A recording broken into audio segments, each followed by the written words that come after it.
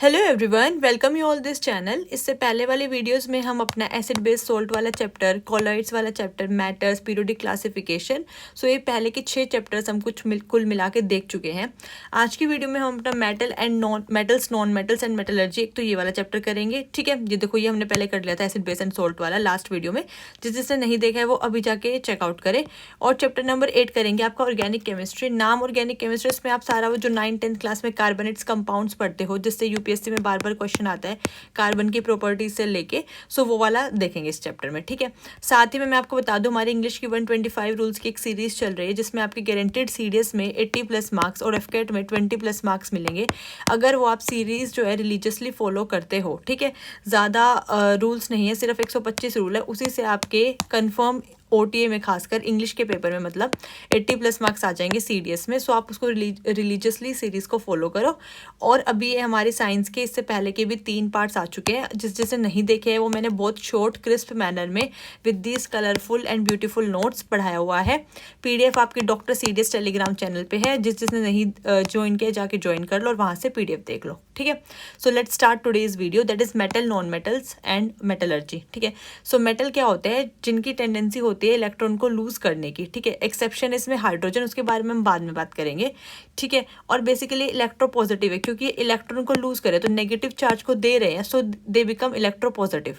अगर आप नेगेटिव चीज को अपने पास से दे दोगे तो आप क्या बन जाओगे? इलेक्ट्रोपॉजिटिव बन जाओगे। ठीक है, इसकी प्रॉपर्टी होती है हार्ड, शाइनी, मेलिएबल, डक्टाइल। ठीक है, मोस्ट डक्टाइल आपकी गोल्ड एंड सिल्वर है, जो आपके मेटल्स होते हैं वो इलेक्ट्रिसिटी या हीट को कंडक्ट करते हैं। ठीक है, ओके, सरफेस जो है इसका शाइनी होता है। इसमें साथ में जहाँ से सवाल बनता है वो बनता है आपका एक्सेप्शन से, वो ज़रूर ध्यान से पढ़ लेना। जैसे जिनका सरफेस जो है शाइनी नहीं होता है लेकिन स्टिल वो मेटल है, तो उनको बोला जाता है मरकरी, सीजियम, गैलियम, ये सारे। ठीक है, अब बात करते हैं मेटल ऑक्साइड्स की। वो है एल्कलाइन या बेसिक इन नेचर। ठीक है, दो आपके मतलब एम्फोटेरिक ऑक्साइड्स आपके वो दोज ऑक्साइड्स जो रिएक्ट करते हैं एसिड के साथ भी, बेस के साथ भी। एम्फो, देखो आप एम्फीबियन पढ़ते हो बायो में, जिन्हें नहीं पता मैं बता दूं, एम्फीबियन का मतलब है जो आपका लैंड पे भी रहता है और जो आपका वाटर पे भी रहता है। ठीक है, तो जो बेसिकली दोनों जगह रहेगा, मतलब बोथ प्लेसेस पे जो रहेगा।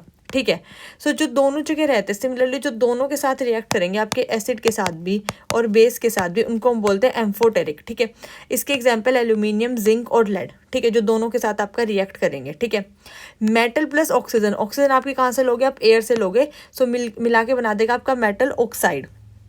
ठीक है, अब आपका ऑर्डर आता है रिएक्टिविटी का, वही जो मैंने आपको काशी, नाथ, का, माली, आलू, जरा, फीके, जरा इन्होंने जिंक छोड़ दिया है, फीके, पकाता है, कौन है, आगे आओ। ये रिएक्टिविटी सीरीज मैंने आपको याद कराई थी पिछले वाले चैप्टर में भी, है ना, पीरियोडिक क्लासिफिकेशन में। जितना आप AU मतलब गोल्ड के पास आओगे उतनी आपकी रिएक्टिविटी डिक्रीज हो रही है, जितना आप पोटेशियम के पास जाओगे उतनी आपकी रिएक्टिविटी इंक्रीज हो रही है। ठीक है, फिर इंपॉर्टेंट फैक्ट्स आप एक बार रीड आउट कर लेना। जैसे for example radio active liquid metal कौन सा होता है? फ्रेंशियम। हाईएस्ट क्वांटिटी में जो प्रेजेंट होता है वो होता है एल्यूमिनियम 8%। ठीक है, हैवीएस्ट आपका होता है osmium. Strategic metal titanium. Liquid metal, इस पे यूपीएससी सवाल पूछता है, रूम टेम्परेचर पे ऐसा कौन सा मेटल है जो लिक्विड फॉर्म में एग्जिस्ट करता है? That is mercury. ठीक है, इसलिए आपने देखा वो एक मरकरी थर्मामीटर के अंदर भी होता है, वो ट्यूब के अंदर है ना, थर्मोमीटर के अंदर है। एक बार क्या हुआ था, हम केमिस्ट्री लैब में एक्सपेरिमेंट कर रहे थे, ये मेरे ग्रेजुएशन की बात है।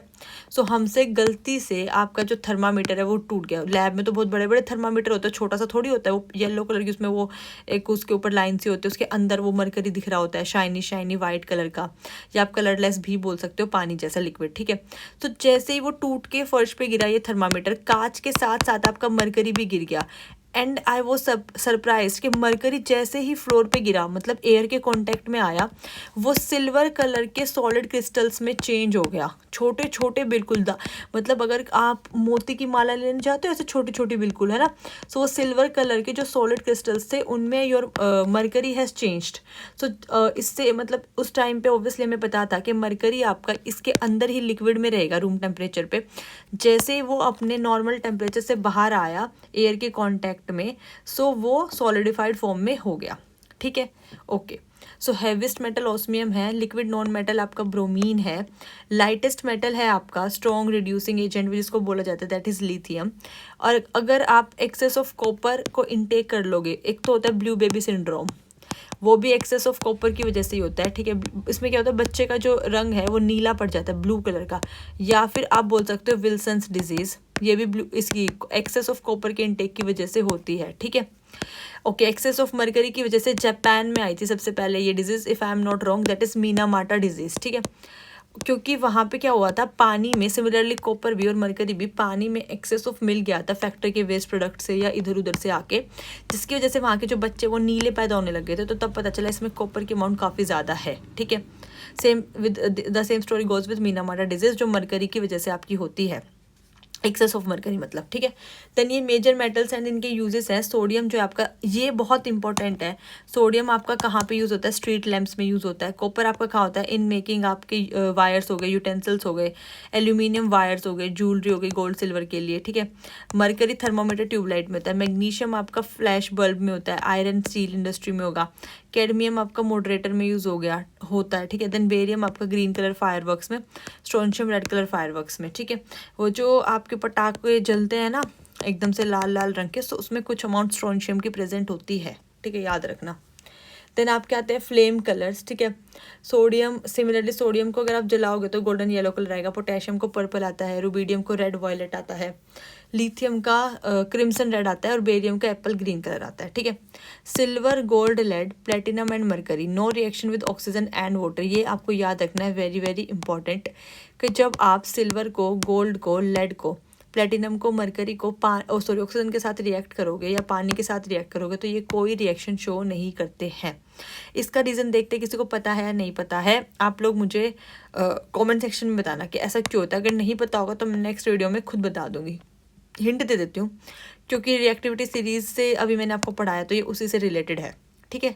Okay, ores of some major metals, ये बेसिकली इनके ओर्स है। आई थिंक ये पिक्चर यहाँ पे क्लियर नहीं है, बट मैं पीडीएफ में इसको क्लियरली भेज दूंगी। ओर्स से इतना सवाल नहीं आता है, लेकिन हाँ कुछ कुछ और आपको पता होना चाहिए। जैसे एल्यूमिनियम की मेजर ओर है बॉक्साइट आपकी, ठीक है, और आपकी क्रायोलाइट हो गई, ठीक है। रेस्ट तो इतना और से मतलब इसमें यहाँ नहीं पूछता, सिविल सर्विसेज में तो प्रीलिम्स वाले में तो पूछ लेता है। लेड की गैलिना पता होनी चाहिए आपको, ठीक है। कॉपर की आपकी क्यूपराइट हो गई ये वाली, मैग्नीशियम इज मैग्नाइज्ड। ओके, तो ये फोटो में वहाँ पे ढंग से आपको दिख जाएगा, मैं वहाँ भेज दूँगी, ठीक है। देन बात करते हैं हम नॉन मेटल की। नॉन मेटल आपके वो एलिमेंट्स हैं दैट आई थिंक दिख तो रहा है, ये शॉर्ट करके दिख रहा है फोटो, एक सेकेंड लेट मी चेक। अगर मैं इसको जूम, अच्छा अगर मैं इसको बहुत बड़ा कर दूँ, 1 मिनट, हाँ पेज से बाहर चला जाएगा, ठीक है। अभी भी इतना तो मतलब क्लियर नहीं हुआ है, थोड़ा ब्लर ही है, तो कोई बात नहीं, इसमें तो आपका रटने वाला ही है ना। सो मैं इसको पीडीएफ में करेक्ट करके भेज दूंगी, आप लोग एक बार वहाँ से देख लेना। ओके, थोड़ा सा शॉर्ट कर देते हैं इसको हम, एक सेकेंड। हाँ देखो, अब यहाँ पे आओ, नॉन मेटल्स के बारे में। एलिमेंट दैट एक्सेप्ट इलेक्ट्रॉन्स, ठीक है, और फॉर्म एनायन, जैसे उसमें वो मेटल क्या थे जो लूज करते थे इलेक्ट्रॉन को, नॉन मेटल में ये एक्सेप्ट करेंगे इलेक्ट्रॉन को। Obviously they are bad conductor of electricity, और क्योंकि एक्सेप्ट को इलेक्ट्रॉन को एक्सेप्ट कर रहे हैं इसलिए इलेक्ट्रोनेगेटिव है। मैं एक्सेप्शन हाइड्रोजन का वहाँ पे भी मैंने बोला था हाइड्रोजन एक्सेप्शन है, उसका रीज़न देखो ये है, यहाँ पे सुन लो। हाइड्रोजन जो है ना दोनों की तरह रिएक्ट करता है, इलेक्ट्रो पॉजिटिव भी और इलेक्ट्रोनेगेटिव भी, इसलिए उसको दोनों जगह एक्सेप्शन में रखा गया है। मतलब वो इलेक्ट्रॉन लूज भी कर सकता है, गेन भी कर सकता है, ठीक है। उसकी आप पूछोगे मैम ऐसा क्यों है, उसका नेचर ही ऐसा है, हाइड्रोजन इसी टाइप का है, ठीक है। देन बैड कंडक्टर आपके ब्रोमीन जो है आपका नॉन मेटल है, लेकिन स्टिल रूम टेम्परेचर पे लिक्विड रहता है, जबकि अभी हमने क्या पढ़ा था, आपके मेटल्स जो हैं वो लिक्विड रहते हैं ना, तो कंपेयर करके पढ़ना है ऐसे आपको।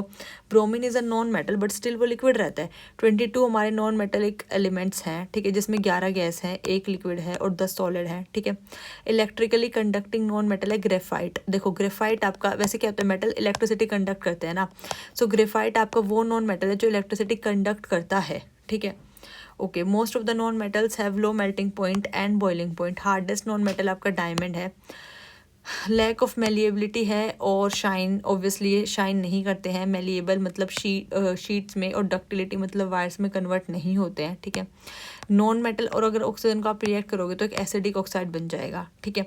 हमेशा याद रखना, जब भी आप मेटल के साथ ऑक्सीजन की रिएक्शन करवाते हो, मैं यहाँ बताती हूँ, अगर मेटल है और उसको आपने ऑक्सीजन के साथ रिएक्ट करवाया तो ये बनेगा बेसिक ऑक्साइड, ठीक है।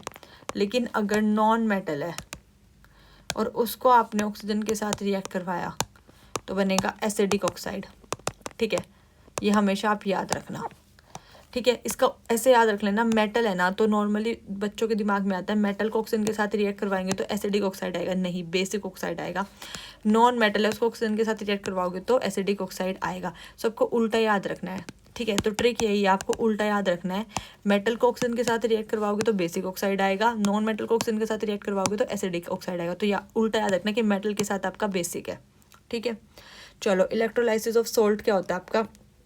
बेसिकली इसमें क्या होगा, आपका जो मेटल होता है वो कैथोड पे जाता है, नॉन मेटल एनोड पे जाता है। ये प्रॉपर प्रोसेस है, बट वो आपको याद नहीं करना कि मतलब प्रोसेस में क्या हो रहा है, इलेक्ट्रोलिसिस हो रहा है बस। ठीक है, आप मेटल और नॉन मेटल को अलग अलग कर रहे हो तो सवाल बनेगा तो वो ये बनेगा कि मेटल कहाँ पे जा रहा है और नॉन मेटल कहाँ पे जा रहा है। तो मेटल कैथोड पे जा रहा है और नॉन मेटल आपका एनोड पे जा रहा है। ठीक है, इसकी ट्रिक ये है, नो एन ए ना, हमें कोई भी काम अगर हमें मतलब बच्चों को पढ़ाई नहीं करनी होती तो क्या बोलते हैं, हमें पढ़ाई ना करनी, नहीं करनी है ना। तो ना मतलब नॉन मेटल, ए मतलब एनोड। सो इलेक्ट्रोलाइसिस में मैं यहाँ लिख देती हूँ, electrolysis of salt. So electrolysis of salt में इसकी ट्रिक ये रहेगी, ना मतलब एन मतलब आपका नॉन मेटल, ए मतलब एनोड। तो जो नॉन मेटल है वो एनोड पे जाएगा और जो मेटल है वो आपका कैथोड पे जाएगा। ठीक है, ओके। देन मेटलॉइड क्या होता है, जो प्रेजेंट होते हैं दोनों metallic and non metallic property, मतलब जिनके अंदर दोनों की प्रॉपर्टी प्रेजेंट है। ठीक है, present only in P block. Smallest group जो है आपका ये मेटलॉइड्स का होता है। एम्फोटेरिक ऑक्साइड इसके react with both acid and base. ठीक है, बुलेट प्रूफ जैकेट में यूज़ किया जाता है, light weight dense material for aircraft वगैरह बनाने में, मतलब कुछ पार्ट्स उनके बनाने में ब्राउन फाइबर की उस पर यूज़ किया जाता है। ठीक है, अलोइज आपने सुना होगा, अलोय, इसने तो अलोय व्हील डलवा लिए, अलोइज ये बहुत नाम सुना होगा ना आपने। सो अलोय क्या होता है, जो दो या दो से ज़्यादा मेटल से मिलके बने हुए होते हैं। ठीक है, और वन मेटल और नॉन, मतलब उसमें हो सकता है एक मेटल हो, एक नॉन मेटल हो, या दो से ज़्यादा मेटल हो। ठीक है, बेसिकली दो चीज़ों को मिला के आप बना रहे हो। ठीक है, सो मोल्टन स्टेट होमोजीनियस मिक्सचर को ही हम एलोय बोलते हैं। कुछ इंपॉर्टेंट अलॉयज जो मैंने यहाँ पे लिखे हुए हैं और वो आपको याद भी करने हैं। ब्रास का जो है वो कॉपर से और जिंक से मिलके बनाया जाता है, जिसके आप बर्तन बनाते हो। ब्रोंज का आपका कॉपर टिन से बनाया जाता है। अब इसकी ट्रिक ये रहेगी, ब्रोंज की स्पेलिंग में जेड आता है। ठीक है, तो उसका जो अलॉय होगा वो कॉपर और जिंक का, सॉरी कॉपर और टिन का होगा, एसएन का, कॉपर और टिन का। जबकि जो ब्रास है उसकी स्पेलिंग में जेड नहीं आता, इसका जो अलॉय होगा वो होगा कॉपर और जिंक का। सो द ट्रिक इज के ब्रॉन्ज की स्पेलिंग में जेड आता है, सो इसके कॉन्स्टिट्यूएंट्स होंगे कॉपर और टिन, तो यहाँ पे जेड नहीं आएगा। लेकिन ब्रास की स्पेलिंग में जेड नहीं आता तो इसके कॉन्स्टिट्यूएंट में जेड वाला आएगा, दैट इज जिंक वाला आएगा। ठीक है, ओके। सोल्डर, स्टेनलेस स्टील, एक बार ये बस रीड कर लेना, मतलब ये आपको ज़्यादा पता होना चाहिए कि ब्रास ब्रॉन्ज इनकी कंपोजिशन किस किस से बनी हुई है। ठीक है, अमेलगम क्या होता है, मिक्सचर होता है आपका मेटल का मरकरी के साथ, मतलब किसी भी मेटल को अगर आप मरकरी के साथ मिक्स कर दोगे तो that is known as amalgam. ठीक है, okay. Metal such as iron हो सकता है, प्लेटिनम हो सकता है, ये सारे। ठीक है, inert gas, chemically inert gas, outer shell में आपके 8 इलेक्ट्रॉन होते हैं। नोबल एंड जीरो गैसेस आपके 18th ग्रुप में है। ठीक है, हीलियम, नियोन, आर्गन, हमने ऐसे याद किया था अपने टाइम पे, हीना, नीना और करीना, जीनन, रेडन, मतलब जीनन रंगीन ऐसे करके। ठीक है, हीना, नीना और करीना, जीनन रंगीन। ठीक है, सो ये आपकी इनर्ट गैस की ट्रिक हो गई। ठीक है, उसके बाद अगर नहीं समझ में आए तो मैं दोबारा बता देती हूँ। इनर्ट गैस की ट्रिक ये रहेगी, हीना, नीना और करीना, जीनन रंगीन। सो इनर्ट गैस की ट्रिक हो गई आपकी, हीना, नीना और करीना, जीनन रंगीन। Helium, neon, argon, krypton, xenon and आपकी रेडोन। ठीक है, ये ट्रिक है। ओके, हीलियम आपका नॉन फ्लेमेबल है, आग नहीं लगती, इसलिए हमेशा आपने सुना होगा बलून्स में हम हीलियम गैस भरते हैं, हाइड्रोजन नहीं भरते, हीलियम भरते हैं। ठीक है, क्योंकि हाइड्रोजन जो है आपका कंपैरेटिवली रिएक्टिव गैस है, हीलियम जो है ना आपकी नॉन रिएक्टिव गैस है, नॉन फ्लेमेबल भी है या इनफ्लेमेबल है ना, तो उसको भर देते हैं। लाइट इन वेट है आपका, हेल्प करती है। कूलेंट है आपका, हीट ट्रांसफ़र, जो आपके न्यूक्लियर रिएक्टर होते हैं ना उसमें जो हीट को कम करना, मतलब ठंडा भी तो करना होता है ना, तो कूलेंट की तरह भी काम करती है। ये इंपॉर्टेंट पॉइंट्स आपको लर्न रखने, क्योंकि मैंने खुद ही मतलब कम दिया आपको, उसमें आपको कटौती नहीं करनी, वो आपको पढ़ना है। ठीक है, आर्गन जो आपका वेल्डिंग में यूज़ किया जाता है, इलेक्ट्रिक बल्ब में यूज़ किया जाता है, ट्यूबलाइट में खासकर जो बल्ब होता है उसके अंदर आपकी लिटिल बिट मतलब आर्गन गैस भी होती है। ठीक है। ओके, हाइड्रोजन की डिस्कवरी आपकी की थी हेनरी कैवेंडिश ने 1766 में। क्योंकि हाइड्रोजन एक्सेप्शन था तो मैंने आपको अलग से बोला था, मैं बताऊंगी। सो अब वो सुन लो, मैं आपको हाइड्रोजन ही बता रही हूँ, ठीक है। ओके, सो इसका जो स्ट्रक्चर होता है वो आपको याद नहीं रखना है। यहाँ पे इन्होंने बता रखा है एक प्रोटॉन, मतलब पता ही है सबको कि हाइड्रोजन पे आपका एक यही एटॉमिक नंबर है, यही इसका एटॉमिक मास है, एक का एक इलेक्ट्रॉन है, एक प्रोटॉन है। हाइड्रोजन को अगर कंबाइन हो जाएगा H2 तो इसको हम डायटोमिक मॉलिक्यूल बोल देंगे, ठीक है। ओके, सो ये देखो इन्होंने वही बताया उसके बारे में। सो ये this is not so much of important, पढ़ना है तो पढ़ सकते हो। फिर यूजेस ऑफ हाइड्रोजन देख लो, कहाँ कहाँ होता है। रॉकेट फ्यूल में यूज़ करते हैं, वेल्डिंग में करते हैं, अमोनिया सिंथेसिस में करते हैं। सबसे इंपॉर्टेंट गैस अमोनिया सिंथेसिस में हम यूज़ करते हैं, ठीक है। ये ज़रूर याद रखना। आई थिंक इसको हेबर प्रोसेस बोलते हैं, but I am not sure, so एक बार चेक कर लेना। बट यस, अमोनिया सिंथेसिस में करते हैं, ठीक है। ओके, फ्यूल सेल्स में यूज़ किया जाता है, प्रोडक्शन ऑफ ऑर्गेनिक केमिकल्स में यूज़ किया जाता है, कलरलेस है, टेस्टलेस है, न्यूट्रल है, ठीक है। ये हो गया आपका, इधर स्ट्रक्चर दे दिया, डेंसिटी। अब टाइप्स पे आ जाओ, हार्ड वाटर आ गया, सॉफ्ट वाटर आ गया। अगर hardness in water is due to the presence of salts of calcium and magnesium, basically आपको जो हार्ड वाटर होता है वो हार्ड क्यों बोला जाता है, क्योंकि उसमें जो सॉल्ट होते हैं वो कैल्शियम और मैग्नीशियम के होते हैं, ठीक है। Due to salt, sulphate, carbonate, chloride, ठीक है। और इसमें कोई झाग नहीं बनता, नो फोम फॉर्मेशन, ठीक है, नो लेदर फॉर्मेशन या बहुत लिटल। लेकिन जो सॉफ्ट वाटर होता है उसमें कैल्शियम और मैग्नीशियम जो सॉल्ट्स होते हैं वो, मतलब salts of free water form soap, basically झाग बनता है। देखो मैं आपको बताती हूँ, इसमें जो आपके सोल्ट्स होते हैं ना वो कैल्शियम मैग्नीशियम के होते हैं, बट वो वाटर के साथ रिएक्ट नहीं करते हैं, ठीक है। वो प्रेजेंट होते हैं उसमें, और मेनली सल्फेट्स, कार्बोनेट्स, क्लोराइड की फॉर्म में प्रेजेंट होता है, और कोई झाग नहीं बनेगा, ठीक है। इसमें भी सेम आपके कैल्शियम और मैग्नीशियम के सोल्ट्स होंगे फ्री फॉर्म में, फ्री वाटर में, लेकिन इसमें वो झाग बनाएंगे, बस इसमें झाग नहीं बनेगा, इसमें झाग बनेगा। ये डिफरेंस है, ठीक है। इसलिए बोला जाता है हार्ड वाटर को प्रिवेंट करने के लिए आपको सर्फ से कपड़े धोने पड़ेंगे, सर्फ से, क्योंकि सर्फ में वो जो मिसल फॉर्मेशन की रिएक्शन होगी इसमें है आगे, ठीक है, तो उससे आपका हो जाएगा। अच्छा, वो सपोनिफिकेशन वाली प्रोसेस में है, ठीक है। सो मिसल फॉर्मेशन की हम एक रिएक्शन पढ़ेंगे, क्या होता है कि जैसे ये होता है, ये आपका हाइड्रोफिलिक टेल होता है, सॉरी यार, हाइड्रोफिलिक हेड होता है, और ये आपका हाइड्रोफोबिक टेल होता है। So this is water loving and this is, if I am not wrong, this is water hating, ठीक है। सो इस रिएक्शन में क्या होता है, अगर ये आपका पानी है तो जो वाटर लविंग टेल है वो पानी के पास जाएगी, मतलब हाइड्रोफिलिक है ना, और जो ये आपका ये है टेल वाला पोर्शन है ये आपका उसके पास जाता है, आपका जो डर्ट होता है, ग्रीस होता है उसके पास, ठीक है।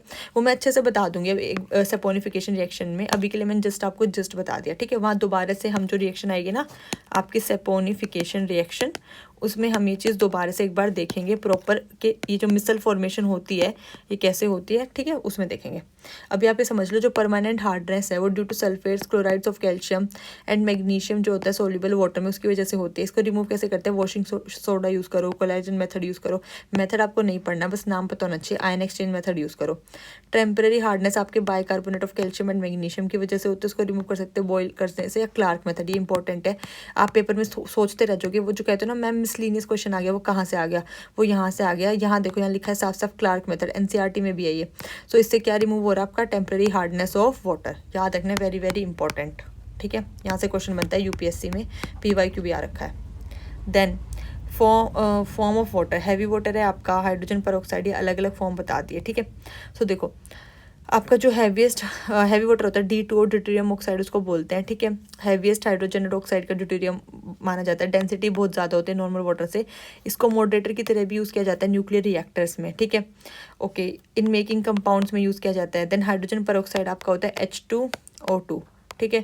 ऑक्सीजनेटेड वाटर इसको बोला जाता है प्योर स्टेट, ऑलमोस्ट कलरलेस होता है, ऑर्डरलेस लिक्विड होता है, act as both as oxidant and reducing agent, generally present in liquid form due to hydrogen bonding. ये आपका लिक्विड फॉर्म में प्रेजेंट होता है जनरली, क्योंकि हाइड्रोजन बॉन्डिंग की वजह से। इसके मेन यूज़ देख लो, मिल्क एंड वाइन टेस्टिंग में यूज़ किया जाता है, insecticide, antiseptic, polishing oil paints में, ठीक है, टार्टरिक एसिड में, रॉकेट फ्यूल में, इन सब में। देन मिनरल जो है आपके, उनको नेचुरली अकरिंग इनऑर्गेनिक सॉलिड बोला जाता है, जिसकी एक डेफिनेट केमिकल कंपोजिशन है, क्रिस्टलाइन स्ट्रक्चर है। ओर्स वो होते हैं minerals from which metal can be extracted, मतलब अगर ये आपकी एक ओर है, इसमें छोटे छोटे आपके मेटल हैं तो उसको एक्सट्रैक्ट करेंगे, बट ये जो कंप्लीट है इसको हम बोल देंगे आपकी ओर, ठीक है। मेटलर्जी वो प्रोसेस है एक्सट्रैक्ट करने की, जिससे आप और में से मेटल को एक्सट्रैक्ट करोगे। सो अगर क्वेश्चन में स्टेटमेंट आई मिनरल और मेटलर्जी की, तो मैंने तीनों बता दिए। मिनरल वो नेचुरली अकरिंग सब्सटेंस है, और जिसमें से आप एक्सट्रैक्ट करोगे, मेटलर्जी उस प्रोसेस को कहा जाता है, ठीक है।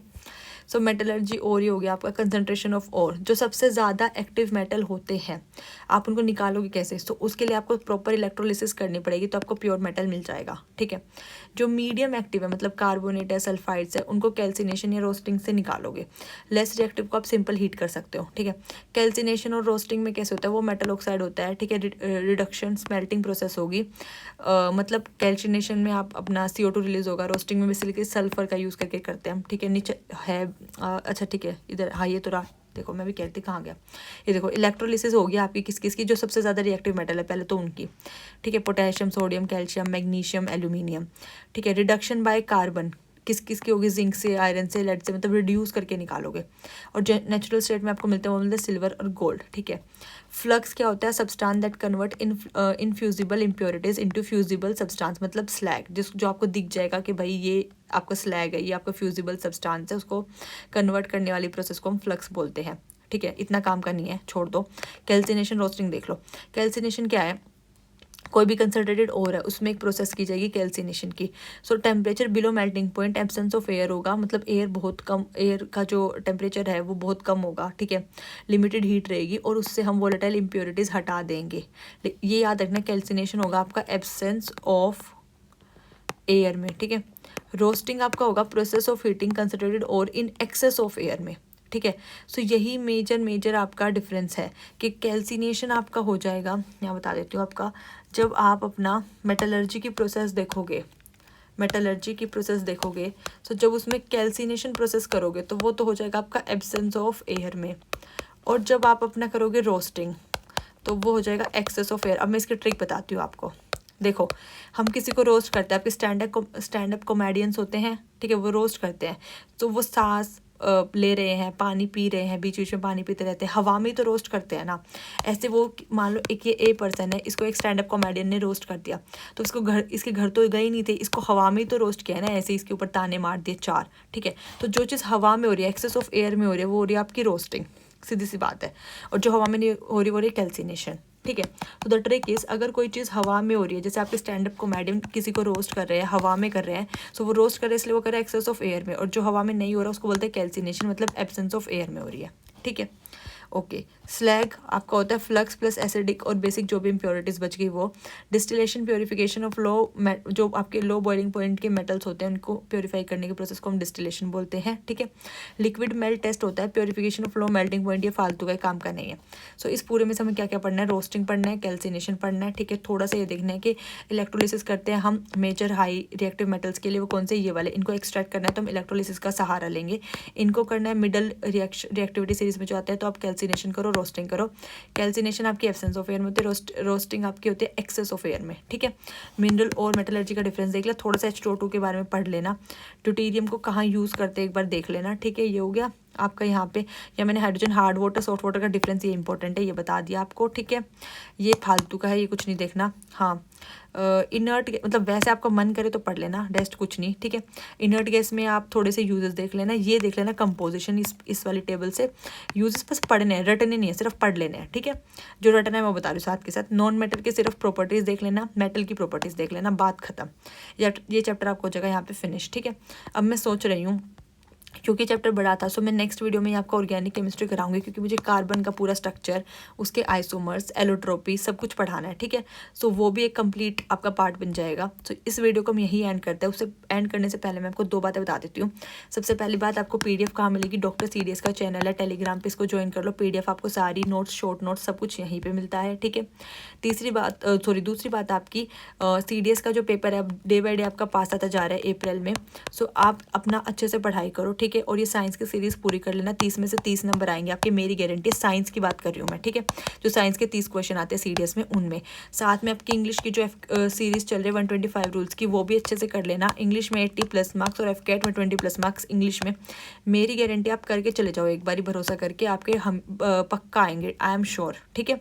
सो ये कर लेना, और चैनल को लाइक करो, शेयर करो, सब्सक्राइब करो अपने दोस्तों के साथ। आप जो है इसको चैनल को शेयर कर दो, सब्सक्राइब कर दो, ठीक है। बहुत मेहनत लगती है सब पढ़ाने में, तो उससे एक मोटिवेशन मिलता है। कोई डाउट आप कमेंट सेक्शन में कमेंट कर दो, मैं उसका पक्का रिप्लाई करूँगी।